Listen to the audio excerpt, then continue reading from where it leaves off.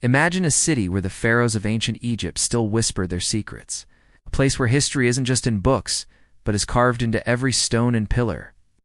What if I told you this city holds the key to understanding a civilization that shaped our world, and that its mysteries are still being uncovered today? This isn't a fantasy.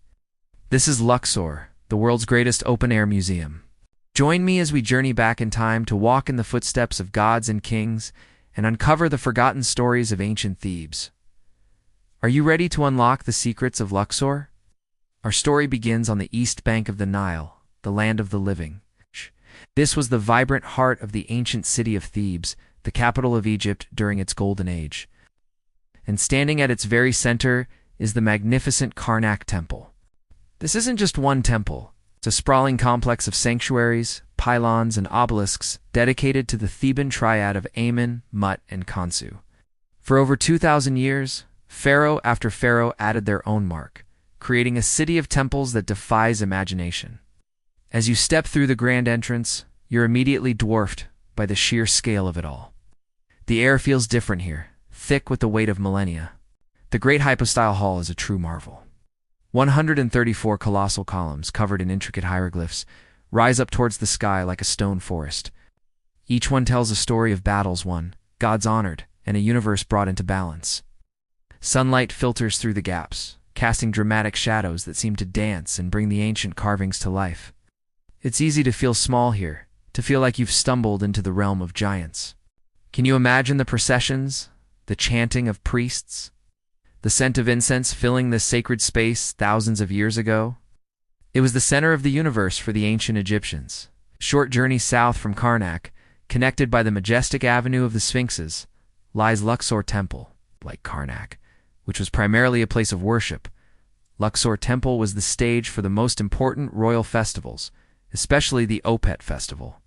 This is where the divine nature of the pharaoh was renewed each year. The temple feels more intimate, its columns shaped like papyrus bundles, reaching for the heavens. As dusk falls, the temple is illuminated, and it's a truly magical sight. The warm light accentuates the reliefs, showing pharaohs making offerings to the gods. It's here you can see layers of history, with additions by Amenhotep III, Ramesses II, and even Alexander the Great, who claimed his divine right to rule Egypt within these very walls. It's a testament to Luxor's enduring power and significance through the ages. But the story of Luxor is a tale of two cities, divided by the sacred Nile.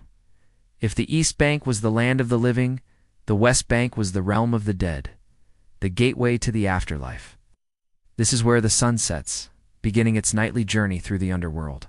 And it's here that we find one of the most famous archaeological sites on Earth, the Valley of the Kings. Hidden away in a desolate, sun-scorched valley, this was the chosen burial ground for the pharaohs of the New Kingdom. They chose this remote location to protect their tombs and their treasures from robbers, carving their final resting places deep into the rock. For centuries, these tombs lay hidden, their secrets sealed away from the world. Walking through the valley, the silence is profound. You're walking above a honeycomb of hidden chambers, each one a time capsule designed to ensure the pharaoh's eternal life. Descending into one of these tombs is like entering another world. The heat and light of the desert vanish, replaced by cool, still air. The walls come alive with vibrant colors that look as if they were painted yesterday, not 3,000 years ago. These paintings aren't just decoration. They are a sacred instruction manual for the afterlife. They depict the pharaoh's perilous journey through the underworld, facing demons and monsters, and standing before the gods for the final judgment.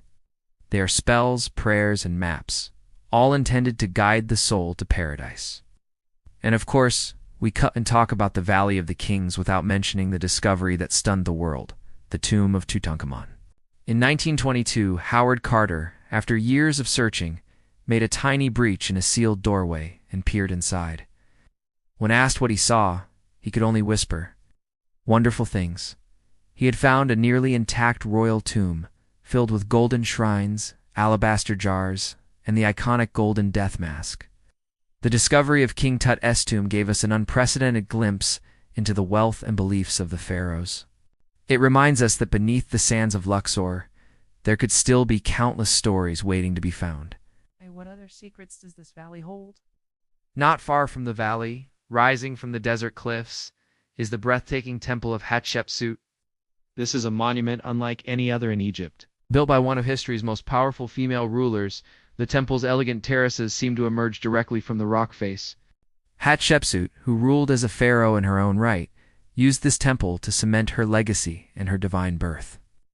The reliefs here tell her incredible story, her divine conception, her coronation. In a famous expedition to the land of Punt, it's a bold statement of power from a woman who dared to break all the rules. Standing on the top terrace, looking out over the Nile Valley, you can feel the ambition and vision of this extraordinary queen. Our journey through the West Bank isn't complete without a stop at the Colossi of Memnon.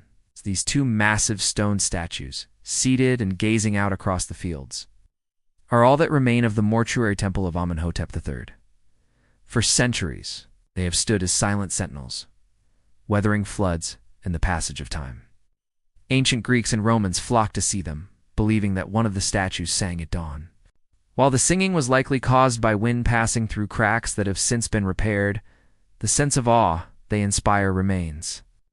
They are a powerful reminder of the grandeur that once stood here, and the eternal cycle of creation and decay.